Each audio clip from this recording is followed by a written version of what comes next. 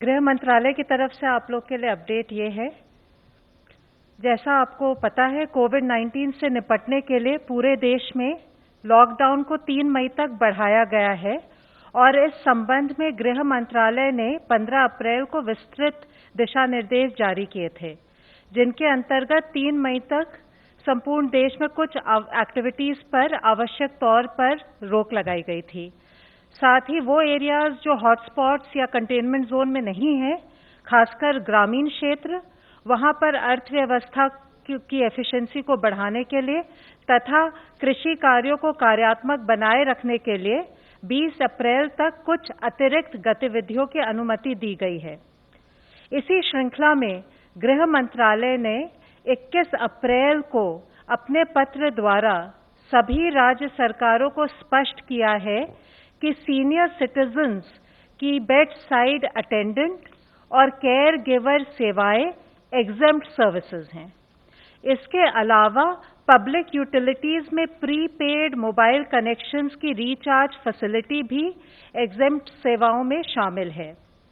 जरूरी वस्तुओं की उपलब्धता को ध्यान में रखते हुए यह फिर से स्पष्ट किया गया है कि शहरी क्षेत्रों में स्थित खाद्य प्रसंस्करण उद्योग जैसे milk processing units, bread factories, आटा और दाल मिलों को भी छूट प्राप्त है। गृह मंत्रालय ने अपने 21 अप्रैल के आदेश द्वारा बीज और हॉर्टिकल्चर प्रोड्यूस के आयात निर्यात संबंधी सुविधाओं को, कृषि और हॉर्टिकल्चर के क्षेत्र की रिसर्च संस्थाओं को तथा मधुमक्खी उत्पाद एवं शहद संबंधी आवाजाही को छूट दी है। विद्यार्थियों के लिए शैक्षिक किताबों की दुकानों और गर्मी के मौसम को देखते हुए इलेक्ट्रिक फैंस की दुकानों को खोलने की अनुमति भी दी गई है। लाखों भारतीय मर्चेंट शिपिंग वेसल्स पर काम करते हैं। ऐसा देखने में आ रहा है कि भारतीय सी फेयरर्स लॉकडाउन की वजह से जहाज़ों पर स्ट्रैंडेड हैं या जहाज़ों पर ड्यूटी ज्वाइन नहीं कर पा रहे हैं। इस वजह से ये चिंता भी है कि अन्य देशों के सी फेयरर्स ऐसे जहाज़ों पर भारतीय सी फेयरर्स की जगह ले सकते हैं। इसको मद्देनजर रखते हुए सरकार ने उनके साइन ऑन और साइन ऑफ के लिए 21 अप्रैल को एक स्टैंडर्ड ऑपरेटिंग प्रोसीजर जारी किया है। लॉकडाउन के एनफोर्समेंट देश में कुछ घटनाओं को छोड़ अधिकांश स्थानों पर संतोषजनक चल रहा है। आर्थिक गतिविधियों में खासकर ग्रामीण क्षेत्रों में प्रगति हो रही है। अप्रैल के महीने में 22 अप्रैल तक मनरेगा के तहत 1.5 करोड़ से अधिक श्रम दिवस अर्जित हुए हैं। जो क्षेत्र हॉटस्पॉट या कंटेनमेंट जोन में नहीं है, वहां गृह मंत्रालय के निर्देशानुसार राज्य सरकारें औद्योगिक इकाइयों को सुव्यवस्थित तरीके से शुरू करवाने में लगी हुई हैं। कई स्थानों पर food processing units, special economic zones और एक्सपोर्ट ओरिएंटेड यूनिट्स इत्यादि जो पहले से ऑपरेशनल थी, उसमें भी वृद्धि हुई है। सड़क निर्माण, ईंट भट्टों, सीमेंट फैक्ट्रीज आदि से संबंधित कार्य भी शुरू हो गए हैं। कई कार्यों में प्रवासी श्रमिकों को भी रोजगार दिया जा रहा है। औद्योगिक इकाइयों की समस्याओं का फीडबैक लेकर उनको दूर करने के कदम भी उठाए जा रहे हैं। इस संदर्भ में होम सेक्रेटरी ने और सेक्रेटरी डीपीआईटी ने अभी इंडस्ट्री एसोसिएशंस के साथ वीडियो कॉन्फ्रेंसिंग पर मीटिंग की। जो इंडस्ट्रियल एक्टिविटीज परमिटेड है, उनको किस प्रकार से सुचारू रूप से चलाएं और आर्थिक गतिविधियों को गतिशील करें, इस पर भी चर्चा की है। हमारे चिकित्सा क्षेत्र के भाई और बहन बड़ी निष्ठापूर्वक खुद की परवाह किए बिना कोविड-19 से हमें बचाने के लिए महत्वपूर्ण योगदान दे रहे हैं। इस संदर्भ में माननीय सर्वोच्च न्यायालय ने भी आदेश दिया है कि डॉक्टर्स और मेडिकल स्टाफ को पर्याप्त सुरक्षा दी जाए। गृह मंत्रालय ने समय समय पर इस संबंध में सभी राज्य सरकारों को पत्र लिखकर सलाह दी है कि सभी डॉक्टर्स और मेडिकल स्टाफ को पर्याप्त सुरक्षा दें, चाहे वे हॉस्पिटल में कार्य कर रहे हों, क्वारंटाइन सेंटर में हों या परीक्षण हेतु फील्ड में जा रहे हों। माननीय गृह मंत्री जी ने इंडियन मेडिकल एसोसिएशन के साथ बैठक की और मेडिकल प्रोफेशनल्स की सुरक्षा का आश्वासन दिया। माननीय गृह मंत्री जी के निर्देशानुसार गृह मंत्रालय ने 22 अप्रैल को पत्र लिखकर सभी राज्यों को कहा है कि वे अपनी जिम्मेदारी का निर्वहन करें और आईएमए के लोकल चैप्टर के साथ मिलकर मेडिकल प्रोफेशनल्स को की पर्याप्त सुरक्षा हेतु जो कदम उठाने हैं उनको सुनिश्चित करें। चिकित्सा टीमों की सुरक्षा के लिए जो कदम उठाए गए हैं उनकी जानकारी भी आईएमए के लोकल चैप्टर के साथ साझा करें। इससे स्वास्थ्य कर्मी विश्वस्त होंगे कि वे सुरक्षित हैं। इस संबंध में जिला एवं राज्य स्तर पर नोडल ऑफिसर्स को भी नियुक्त करें जो मेडिकल प्रोफेशनल्स की सुरक्षा संबंधी समस्याओं का निदान कर सके। अगर किसी भी मेडिकल स्टाफ के खिलाफ कोई भी हिंसा या अनुचित व्यवहार की घटना होती है तो दोषियों के खिलाफ आपदा प्रबंधन अधिनियम 2005 के अंतर्गत सख्त कार्रवाई होनी चाहिए। इसके बारे में जनता में भी जागरूकता पैदा करनी चाहिए। हमारी उम्मीद ये है कि इन सब कदमों से लॉकडाउन सफल रहेगा, एक्टिविटीज सुचारू रूप से प्रारंभ होंगी तथा हम कोविड-19 की चेन को तोड़ने में कामयाब होंगे। धन्यवाद। धन्यवाद। मैं रिक्वेस्ट करता हूँ हेल्थ मिनिस्ट्री रिप्रेजेंटेटिव से प्लीज। कल से पिछले 24 घंटे में अगर देखें तो देश में 1409 total positive confirm cases additional आए हैं, which takes our total confirmed cases to 21,393. इन केसों में अगर देखें तो total cases under active medical supervision 16,454 हैं। एक पॉजिटिव न्यूज़ के रूप में मैं आप लोगों की दृष्टि में लाना चाहूँगा कि अब तक टोटल 4,257 लोग क्योर हो चुके हैं। इवन कल में ही 388 एडिशनल पेशेंट्स क्योर हुए हैं, जो कि हमारा टोटल रिकवरी रेट देखें तो 19.89% तक लेकर जाता है। इसके साथ ही पिछले 28 जिलों में, जैसे कि इससे पहले हम आप लोगों की दृष्टि में लाए हैं, 4 जिले थे जहां पर कोई केस नहीं आए थे, अब वह संख्या बढ़कर 12 हो चुकी है। 8 नए जिले ऐड हुए हैं। वह है चित्रदुर्ग कर्नाटका में, छत्तीसगढ़ में बिलासपुर, इंफॉल वेस्ट मणिपुर में, आइजवाल वेस्ट मिजोरम में, भद्राद्री कोट्टागुडम तेलंगाना में, पीलीभीत उत्तर प्रदेश में, एसबीएस नगर पंजाब में और साउथ गोवा के अंदर। इसके साथ ही देश में 78 ऐसे डिस्ट्रिक्ट्स हैं जहां पर पिछले 14 दिनों से कोई केस नहीं आया है। हमें हर संभव मिलकर यही कोशिश करनी है कि ऐसे जिलों की संख्या निरंतर बढ़ती रहे। इस स्थिति के अंदर देखें तो 33 नए जिले ऐड हुए हैं, जो कि 9 स्टेट में ऐड हुए हैं जहां पर कि पिछले 14 दिनों से कोई केस नहीं आया है। साथ ही माननीय राष्ट्रपति जी ने कल एक ऑर्डिनेंस जारी किया जिसके तहत एपिडेमिक डिजीज एक्ट 1897 को अमेंड किया गया है। इस ऑर्डिनेंस को कहा है एपिडेमिक डिजीज अमेंडमेंट ऑर्डिनेंस 2020। इसके अनुसार कोई भी व्यक्ति हेल्थ केयर सर्विस प्रोफेशनल के अगेंस्ट वायलेंस के किसी भी एक्ट में इंडल्ज ना करे या एपिडेमिक के दौरान किसी भी प्रॉपर्टी को कोई भी लॉस या नुकसान ना पहुंचाए। अगर कोई भी व्यक्ति हेल्थ केयर सर्विस प्रोफेशनल के साथ वायलेंस कमिट करते हैं या तो उनको 3 महीने से लेकर 5 साल तक की सजा दी जा सकती है। साथ ही 50,000 रुपये से लेकर 2 लाख रुपए तक का फाइन भी उनके ऊपर लेवी किया जा सकता है। इसके साथ ही अगर कोई किसी हेल्थ प्रोफेशनल को जो कि एपिडेमिक ड्यूटी में लगे हुए हैं उनके साथ कोई ग्रीवियस हर्ट अगर उनको देते हैं तो उसकी सजा बढ़कर 6 महीने से 7 साल तक हो सकती है और फाइन भी 1 लाख रुपए से 5 लाख रुपए तक उस पर लगाया जा सकता है। इस एक्ट के तहत किया हुआ कोई भी ऑफेंस कॉग्नाइजेबल है और नॉन बेलेबल रहेगा। जो भी पर्सन इस एक्ट के तहत कन्विक्ट किए जाएंगे उनको कंपेंसेशन भी पे करने के लिए वे लायबल होंगे और कंपेंसेशन जो हो सकता है वह जो भी फेयर मार्केट वैल्यू होगी डैमेज प्रॉपर्टी की या जो लॉस उन्होंने कमिट किया है उसकी ट्वाइस द अमाउंट हो सकता है। मेरी आप सब लोगों से यही विनती है कि हमारे जितने भी कोविड योद्धा हैं हमें उनका सपोर्ट लेना है। हमें ये जानना चाहिए कि वह सब हमारे आदर और सम्मान का पात्र हैं। इसके साथ ही आरोग्य सेतु के बारे में हम विभिन्न माध्यमों के जरिए आपसे बात कर रहे हैं। इसी श्रृंखला में मैं दिखाना चाहूँगा सेतु मेरा बॉडीगार्ड है और आपका भी।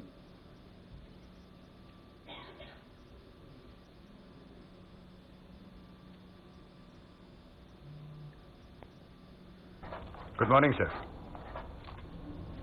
आप कौन? सर मैं आपका नया बॉडीगार्ड सेतु। सेतु? लेकिन मेरे पास तो ऑलरेडी बॉडीगार्ड्स हैं। सर मैं एक अलग टाइप का बॉडीगार्ड हूं। कोरोना वायरस से आपकी बॉडी को सिर्फ सेतु ही गार्ड कर सकता है। कोरोना वायरस से? वो कैसे? सर वो ऐसे कि मैं आपको पहले ही बता देता हूं कि आपको कोरोना वायरस से कोई खतरा तो नहीं। अच्छा, आपके आसपास कोई कोरोना पॉजिटिव हो तो मैं आपको पहले ही अलर्ट कर देता हूं। कंटिन्यू। सर और तो और मैं आपको ये भी बताता हूं कि आपसे आपके परिवार वालों को कोई खतरा तो नहीं। मुझसे मेरी फैमिली को क्या खतरा होगा यार? सर जानबूझ के थोड़ी। अगर अनजाने में आप किसी कोरोना पॉजिटिव इंसान के टच में आ गए तो मैं आपको फौरन अलर्ट कर दूंगा ताकि कहीं आप इस बीमारी को अपनी फैमिली तक ना पहुंचा दें। और ये सब सिर्फ मेरे लिए, सिर्फ आपके लिए ही नहीं सर। भारत सरकार ने मुझे 130 करोड़ हिंदुस्तानियों की रक्षा के लिए हर एक का पर्सनल बॉडीगार्ड बनाया है। अरे कहां गया? टेंशन मत लीजिए सर, हर वक्त आपके फोन में एक ऐप बनकर रहूंगा। आप भी आज और अभी आरोग्य सेतु ऐप डाउनलोड करें। सेतु मेरा बॉडीगार्ड है और आपका भी।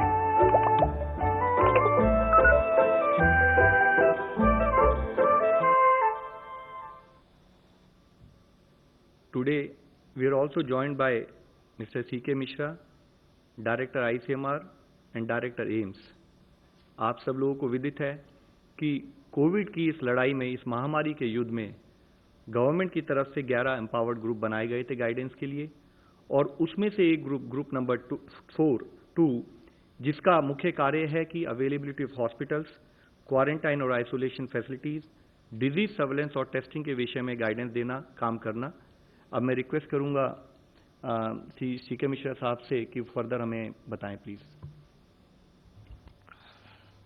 फ्रेंड्स, प्रतिदिन उस दिन की जो स्थिति होती है, जो प्रगति होती है, जो बदलाव आते हैं, उसके संबंध में मेरे कॉलीग्स लव अग्रवाल, पुण्या श्रीवास्तव, डॉक्टर गंगा आपको आंकड़ों से अवगत कराते हैं, स्थिति से अवगत कराते हैं और आप उसका विश्लेषण करते हैं।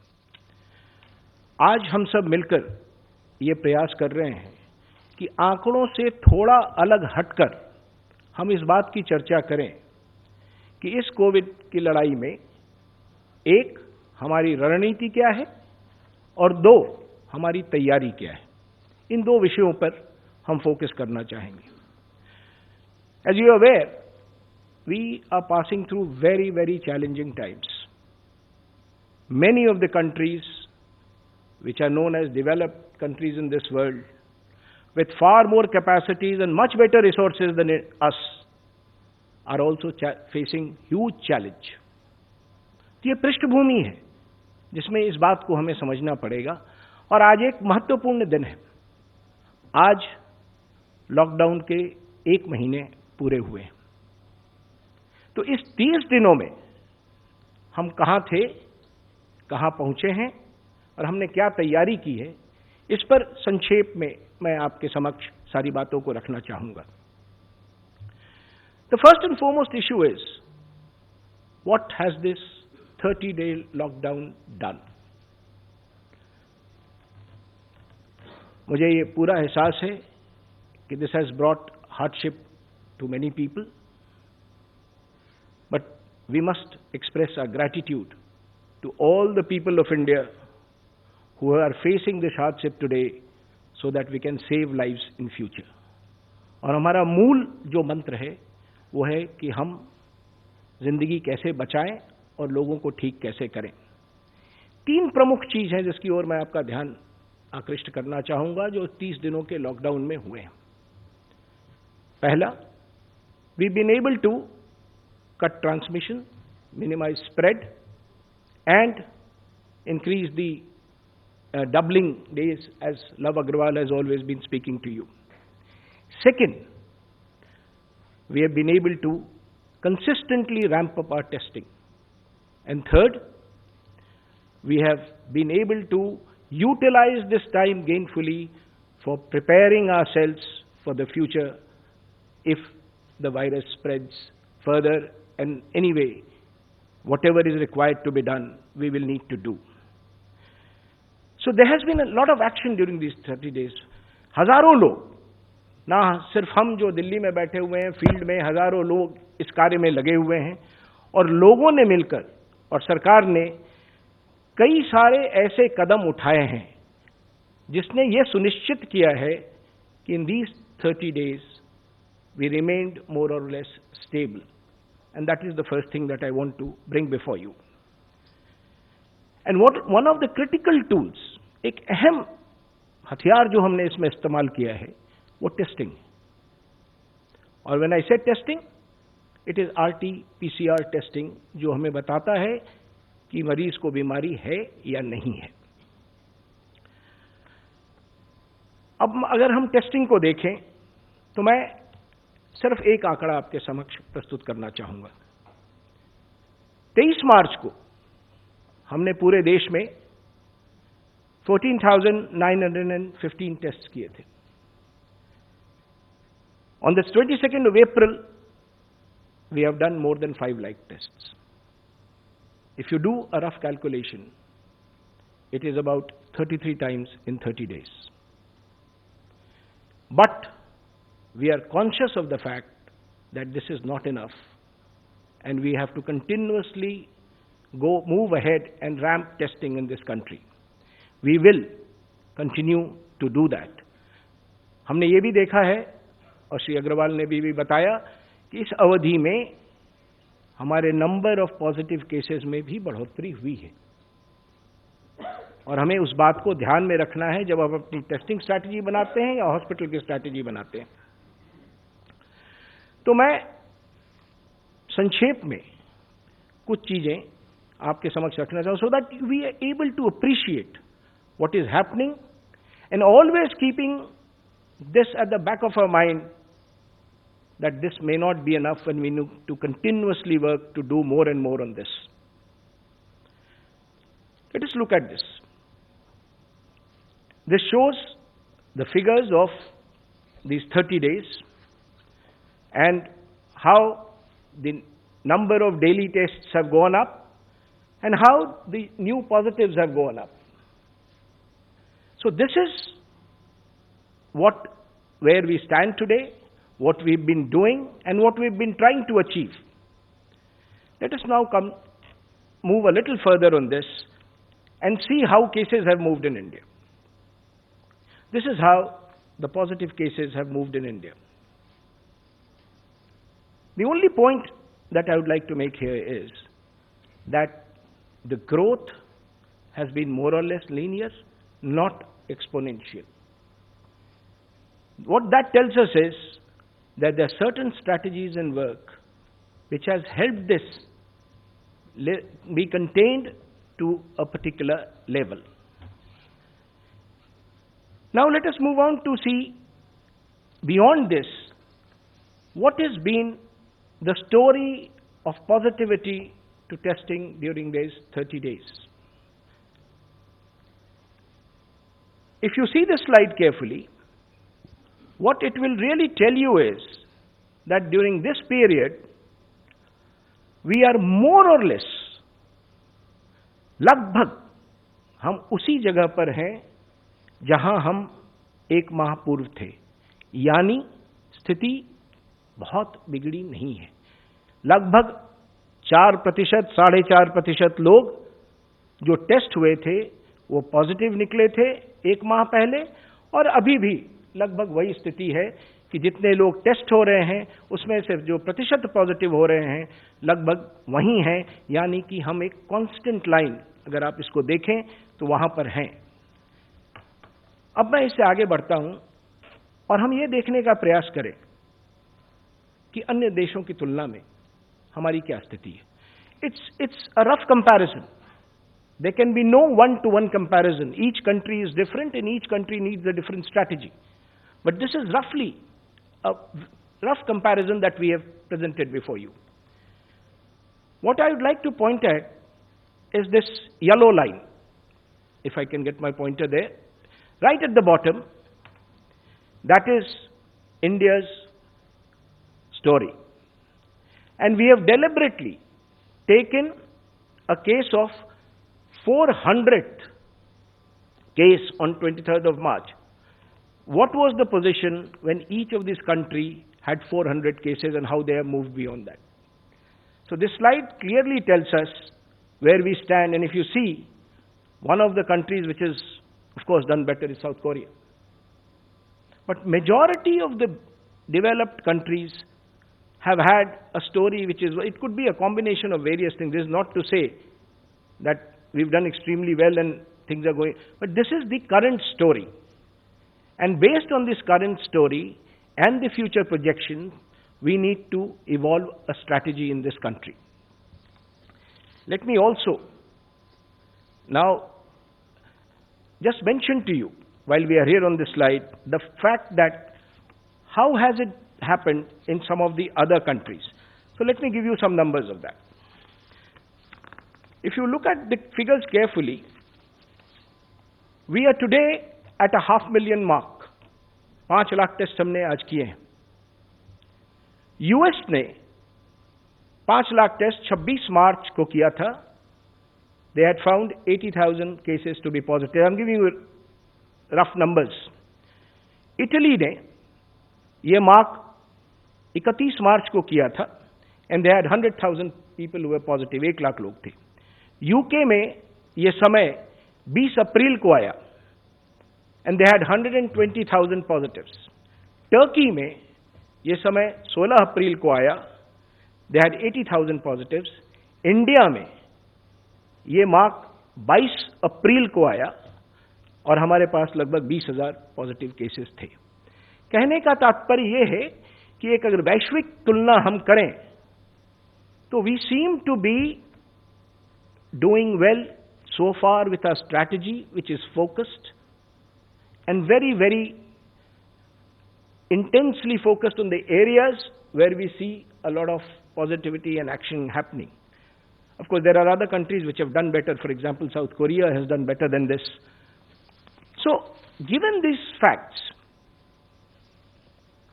these actually, what do they show? These show that our testing strategy has been focused, targeted, and continues to expand. So that is the strategy. And this, I must say, is an evolving strategy. Because as we go on, we learn. हर दिन हम सीख रहे हैं. हर दिन हम सीख रहे हैं, अपनी स्ट्रैटेजी में बदलाव ला रहे हैं और इसको एक्सपैंड करते जा रहे हैं. अब प्रश्न यह है कि हमने ये जो एक्सपेंशन किया टेस्टिंग का, वो कैसे हुआ? Only thing I would like to mention here is that strategy is a response to a challenge. As the challenge changes, strategy has to change. And this is precisely what India has done. As the challenge strategy kept changing, the expansion kept happening, and we will continue to do this in future also. So what is it that we did?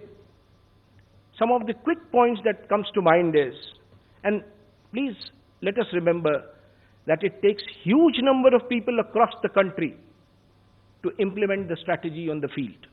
We are a very large nation, very populous nation. So what we have done largely is, A, expanded the testing base, B, expanded the test base, where we test, and we have mobilized all resources that we have, public, private, resources of scientific institutions, resources of research institutions, resources of central university. Every possible resource has been put together, and we have actually decentralized these activities to manage logistics in an efficient way.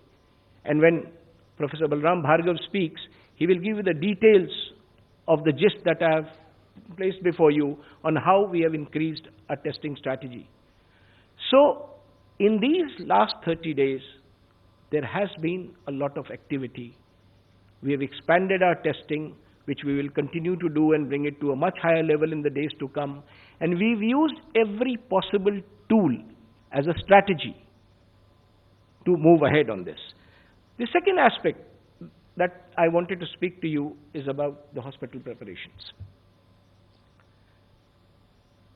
This period has been very gainfully utilized to review, assess, and ramp up the hospital capacities. And it is happening not just at Delhi, it is happening in the states, it is happening in the districts. In fact, now our focus is districts. Of course, currently, as I speak today, our hospitals are not overwhelmed. But the preparation has to be of a much higher order, given some of the projections that we have, given some of the baseline data that we have, and given the fact that we have limitations in our health system somewhere which we need to correct and expand. And our effort has been, again, to use all resources and over-prepare. I will show you the figures in a while. But what is our first goal? As far as hospitalization is concerned, our first goal, हमारा पहला प्रयास ये है कि लोगों को अस्पताल ना आना पड़े. That is our first strong leg of strategy. How will that happen?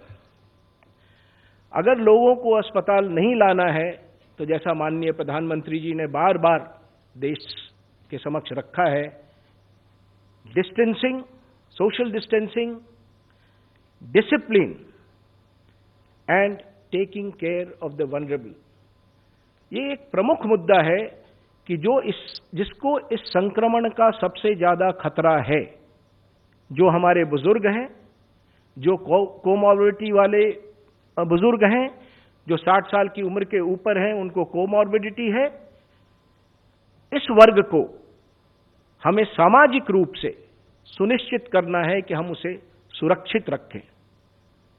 अनुशासन के साथ सोशल डिस्टेंसिंग अगर हम मेंटेन करेंगे, जिस तरह से लॉकडाउन की पीरियड में हमने किया है, तो हम ये सुनिश्चित कर पाएंगे कि कम से कम लोग अस्पताल तक पहुंचे. So this is our first goal, that let us reduce the numbers who need to come to the hospital. The second goal is, for every person who needs to come to the hospital, we will put enough infrastructure, enough facilities in place so that he is treated well, cured, and sent back. Our basic principle is test, cure, and ensure that mortality is very low. So, one of the things for those who need hospitalizations, we have worked out a strategy at the state and the district level. As I said, our focus is district, so that is where the entire action will happen. And every district in the country today, we've been interacting with all of them, are day and night working towards preparing that. And let me give you a glimpse of that. This is how our structure will look like. A patient comes to our COVID care center, assessment is made whether he needs to go up to a dedicated, health center, or he needs to be retained there, isolated. Positive cases, non-positive cases, the triage will be there. So that is the point where it will be decided, where do we take the patient. Isolation facility is the basic care that we are having. Then, if from there we need to carry someone to the second stage, ambulance services will be available to take him to the second stage, which is the dedicated COVID health center. The last two are actually hospital settings. The first could be a hospital setting, it could be a hotel, it could be a lodge, it could be a hostel, it could be anything. It's basically quarantine or isolation facility. But the last two are actually hospital settings. And the second setting that we are saying, where people with medical, clinical, moderate clinical symptoms will go, is a facility with oxygen. We've been talking for a long time on ICU care, ventilation, etc. But if you look at the patient profile today, the critical thing today is oxygen. And our entire hospital preparation now is focused on providing oxygen to those who need it, the patients who come to the hospital. So this second tier is very, very critical. अधिकांश लोगों का इलाज यहीं पर होगा और हम ये प्रयास करेंगे कि उनको चिकित्सकीय सुविधा इस स्तर पे ऐसी दी जाए ऑक्सीजन के साथ कि इसी स्तर से वो ठीक होकर घर वापस आ सके। यदि इनमें से कुछ लोग ठीक नहीं होते हैं और उन्हें गहन चिकित्सा की आवश्यकता है, आईसीयू केयर की आवश्यकता है, तो उनको हम वैसे कोविड डेडिकेटेड हॉस्पिटल्स में ले जाएंगे जहां आईसीयू केयर उपलब्ध हो। और आईसीयू केयर दो तरह का हो सकता है, it can be stand alone ICUs, it can be with ventilators. जिसको जैसी आवश्यकता होगी वो हम करेंगे। तीनों स्टेज एक दूसरे से कनेक्टेड है, हम एक तरफ से दूसरी तरफ उनको ले जा पाएंगे। ये जो भी संरचना मैं बता रहा हूं, this entire structure is a dedicated covid structure. There is no mixing. Patients who do not have COVID and need regular medical care will be treated at other facilities। और हम इस बात का बहुत ध्यान रख रहे हैं जिलों की तैयारी में कि उन पेशेंट्स को दिक्कत ना हो, तकलीफ ना हो, क्योंकि उनको मेडिकल केयर की आवश्यकता है और उनको medical care dedicated Covid hospital के बाहर दिया जाना है। तो आप यदि इसको देखें, जैसा मैंने कहा पिछले एक माह की हम बात कर रहे हैं, in the last 1 month the number of dedicated hospitals increased 3.5 times, and these bars will show you that. And the number of isolation beds has increased by 3.6 times since last month. What I am trying to refer to is that we have used these 30 days to prepare and make sure that in the event we need to cater to more and more patients, we are ready. ये हमारी तैयारी है, preparedness है। अब मैं इस अंतिम slide को आपके सामने रखना चाहूंगा, जिसमें हम ये दिखाने का प्रयास कर रहे हैं कि हमारे पास अभी टोटल फैसिलिटीज हैं कि। मैं आपसे निवेदन करना चाहूंगा कि ये जो नंबर आप देख रहे हैं ये प्रतिदिन बदलता है, क्योंकि हर जिला निरंतर प्रयास कर रहा है और कितने बेड्स हैं वो बढ़ते जाते हैं और बेड जोड़ने के प्रयास चल रहे हैं। तो जो कोविड हॉस्पिटल्स हैं, कोविड हेल्थ सेंटर्स हैं और कोविड केयर सेंटर्स हैं, उसमें लगातार वृद्धि हो रही है। अभी हमारी स्थिति जो इसमें हमने दर्शाई है ये है 3773 ऐसे अस्पताल या फैसिलिटी हैं जिसको इसके लिए चिन्हित किया गया है। और अगर आप देखें तो टोटल आइसोलेशन बेड्स 1,94,000 हैं, उसी तरह आईसीयू बेड्स हैं, टोटल वेंटिलेटर्स जो आज की स्थिति में उपलब्ध हैं।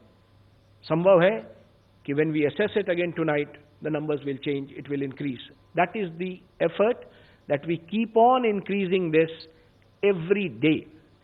So friends, what ultimately we want to do is that we want to create a structure where we test most people, treat them according to need, and then ensure that we are able to cure them and save lives. So this was the rough format of a strategy and preparedness that I thought we'll share with you. I will now request my colleague Professor Balram Bhargav and incidentally Professor Balram Bhargav and Professor Guleria are the two stalwarts who have led this strategy, who formed this strategy and who are leading from the front. And I would request Professor Balram Bhargav to talk about the expansion of testing. Thank you so much.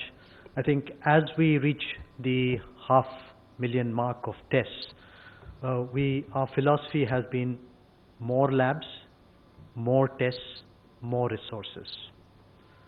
The beginning of the year, we had the National Institute of Virology. At the beginning of the lockdown, we had about 100 laboratories testing for COVID-19. And today, as we speak, we have 325 laboratories, both government and private, testing for COVID-19. The test that we have advocated has been the RT-PCR test, or the molecular test, or the PCR test, which detects the virus. So the strategy is to detect the virus and save lives. And once we are able to detect the virus, we are also able to further strategize on how do we isolate the patient and treat accordingly. So that has been the philosophy as far as we are concerned. The entire scientific and the medical community has risen to this occasion, and as CK has already mentioned, that all the DBT institutes, the ICMR institutes, the CSIR, the DST, the DRDO, the ICAR, the state universities, medical colleges, government, private, they have all responded dramatically, and also the private sector has been energetic and has risen to the occasion dramatically as well.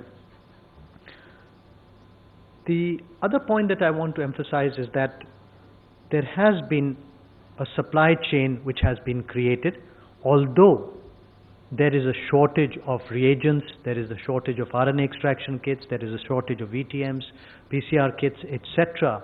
in the entire world, but the center has been working with the states tirelessly to ensure that these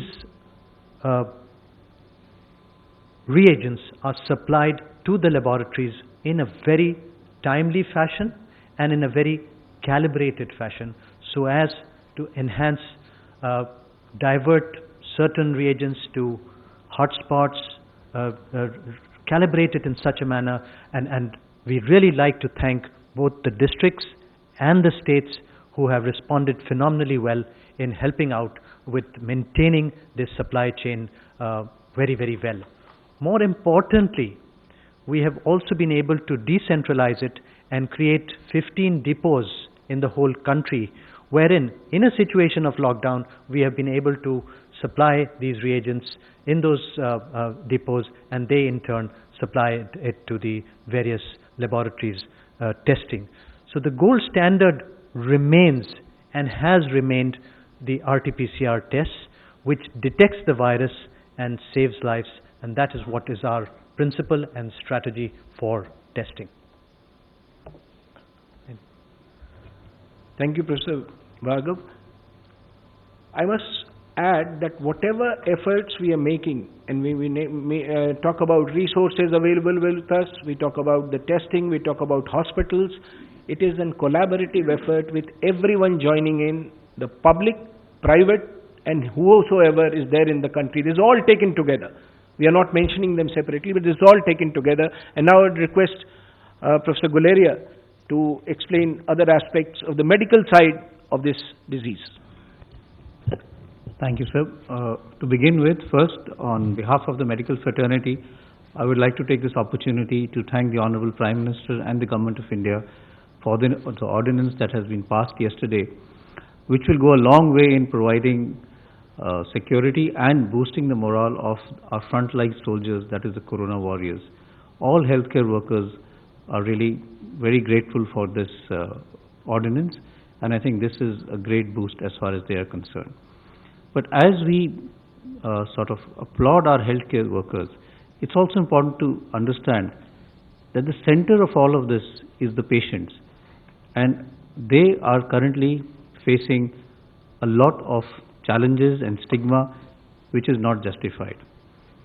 The majority of patients are actually becoming all right and coming out, and these are actually our symbols of victory. They are symbols of hope that they have had COVID-19 and have come out, and yet we have stigmatized them to a large extent, which is creating a huge problem. It's creating a panic, it's creating problem as far as society is concerned.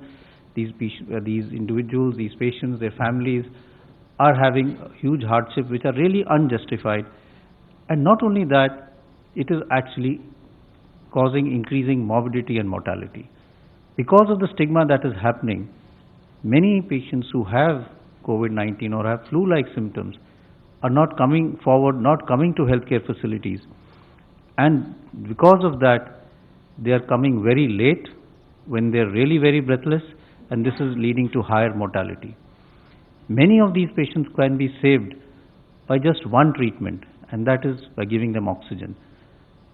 The simple thing to remember is that when these young individuals or these individuals have a pneumonia or they have a viral infection and their oxygen in the blood becomes low, it can lead to or trigger number of other problems, whether it's cardiac, whether it's neurological, and therefore a strategy of having more and more oxygen beds is based on this. 80% of individuals will have mild illness. The remaining 15% will become alright just with supportive care and oxygen therapy. Less than 5% will need ventilators or critical care. So therefore it's important that we reach out to these patients who are right now scared to come out because of the panic and the stigma that we have attached, and thereby not getting proper treatment. So I think we need to work on this. I would appeal to everyone, whether it's the media, whether it's the lay public, that these are people who, for an unfortunate reason, have got the infection. Consider the stress and strain the whole family goes through. You're isolated for 14 days in a quarantine facility where you are seeing people who are wearing PPEs and treating you. You're not able to meet your family members for 14 days because you are in quarantine or you're in isolation. Besides, instead of sympathizing with these people, we have created an environment of fear and panic which I think is really not justified. And we all need to work in trying to really look at these people as our symbol of hope and victory, rather than stigmatize them and start not accepting them in society. We have to work on this strategy, and I would like to appeal to everyone that we should look at how we can support the families and patients who have had COVID-19, who are suffering from COVID-19, and encourage more and more people to come out for testing. If you are tested early and reach the hospital early and treatment is started, it will save your life. If you don't come to the hospital and you have COVID-19 and you come in a state where you are gasping for breath, it will lead to higher mortality. Therefore, I think it's important that we encourage everyone to seek medical attention, get themselves tested. We have ramped up testing to a large extent. There is no shortage of testing, and we can thereby be able to support all these people who need to be tested. So I would really stress that we need to work on this. As far as treatment is concerned, a lot of new things are being done, but the primary treatment of COVID-19 is supportive treatment in more than 80% of patients and oxygen therapy in around 15% of patients with other drugs, and a lot of drugs have been tried. We have now started in various centers using convalescent plasma, that is the blood of patients who have healed and become all right, and antibodies in their blood.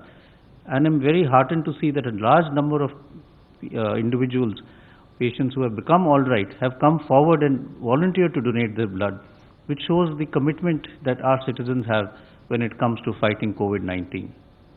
We're also looking at newer drugs. Hydroxychloroquine and azithromycin is already being looked at, and various other repurposed drugs which are already available in our country are also being looked at as treatment strategies. And newer drugs which are available or which are undergoing clinical trials are also being looked at as part of multi-centric trials or international trials which the WHO is conducting. So there is hope as far as treatment is concerned, but I think at the end it's important to remember that this is still a disease which is not that serious. 90 to 95% of people recover, but if we have that stigma and we don't come forward, then we may land up in a situation where because of our delay in treatment, we may have higher mortality. So that is, I think, a very, very important thing that we need to keep in mind. Thank you very much, sir. Sir, after the detailed briefing as well as our preparedness and the strategy, I'm thankful to all of the members here, but still we can take one or two questions, sir, if the time permits. First is online question. What's happening with IMCT in Maharashtra? What is it okay?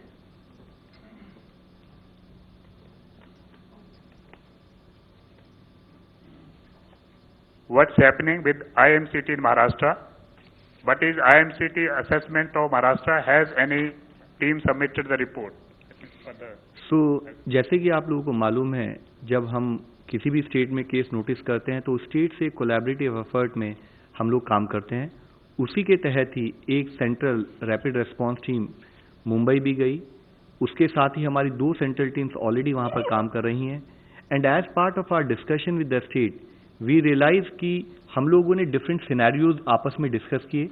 उन scenarios को discuss करते हुए कि किस type की preparatory activity, best case scenario, average scenario और worst case scenario में हमें कैसे प्रिपेयर रहना है, उसके तहत डिस्कशन करते हुए स्टेट के साथ मिलकर एक फील्ड इम्प्लीमेंटेशन स्ट्रैटेजी बनाई गई है, जो ऑनगोइंग एफर्ट्स उनको स्ट्रेंथन किया जा रहा है। मिस्टर मृगांक प्रभाकर, सहारा टीवी। सर, मेरा सवाल आईसीएमआर से है। अभी मैं ग्राफ देख रहा था और लीनियर ग्राफ की बात हुई है, लेकिन पिछले 4-5 दिन से 1200-1400 लगभग पेशेंट आ रहे हैं।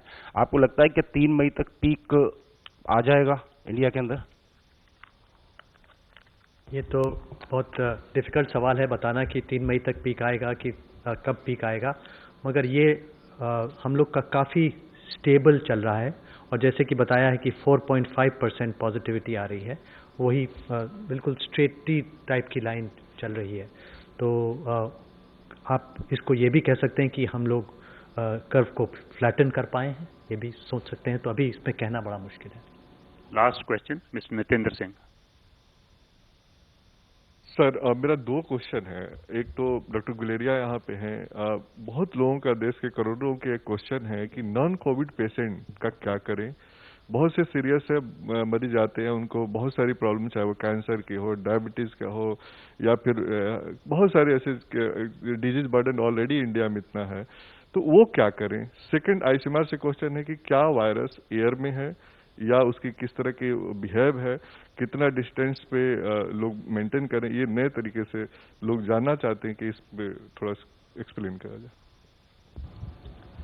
Thank you. आपकी बात बिल्कुल सही है कि इस कोविड के एरा में हमें नॉन कोविड पेशेंट को नहीं भूलना चाहिए और ये बहुत ज़रूरी है कि उनका पूरा ध्यान रखा जाए। कई पेशेंट्स ऐसे हैं जिनको कैंसर है, जिनकी कीमोथेरेपी की बात है, डायलिसिस की ज़रूरत है, क्रॉनिक किडनी डिजीज़ के पेशेंट्स हैं या डायबिटीज़ के पेशेंट्स हैं। तो ये प्रयास पूरी तरह से किया जा रहा है कि जब हम कोविड पे फोकस कर रहे हैं, और जैसे सेक्रेटरी साहब ने भी कहा कि नॉन कोविड फैसिलिटीज़ के ऊपर भी ध्यान दिया जा रहा है। कई हॉस्पिटल्स ने टेली कंसल्टेशन और शुरू कर दिया है, जिससे हम लॉकडाउन के दौरान भी इन पेशेंट्स को रीच आउट कर सकें, उनको फ़ोन कर पाएँ और उनसे उनके सपोर्ट कर पाएँ। कुछ ऐसे हॉस्पिटल्स हैं जो नॉन कोविड डेडिकेटेड हॉस्पिटल्स बने हैं, जहाँ पे ये फैसिलिटीज़ प्रोवाइड की जाएगी। और मेरा ये मानना है कि जैसे जैसे हम आगे चलेंगे लॉकडाउन के उठने के बाद भी, तो हमें ये दोनों चीज़ें बैलेंस करनी पड़ेंगी। कोविड सेंटर्स और नॉन कोविड सेंटर्स, जहाँ पे हम पूरी तरह से इन लोगों का केयर प्रोवाइड कर पाएँ, और इन दोनों को मिक्स ना करें, जिससे जो ये इम्यूनो कॉम्प्रोमाइज पेशेंट्स हैं या जिनको कोविड के रिस्क, सीवियर इन्फेक्शन होने के चांसेस ज़्यादा हैं, वो अलग रहें और कोविड वाले जो हैं वो अलग से रहें। लेकिन ये आपकी बात सही है कि इसमें ये ध्यान रखने की ज़रूरत है कि जो नॉन कोविड हैं वो सफ़र ना करें, उनकी मोर्टेलिटी ना बढ़े। ये आपने जो कहा कि वायरस कितनी दूर तक रह सकता है, इसके लिए ये बहुत क्लियर माना जाता है कि ये ड्रॉपलेट इन्फेक्शन है और 1 से 2 मीटर की दूरी रखनी चाहिए कि जिसमें ड्रॉपलेट ना आए। That is standard and that is what is social distancing या फिजिकल डिस्टेंसिंग, जिसको आप कह सकते हैं।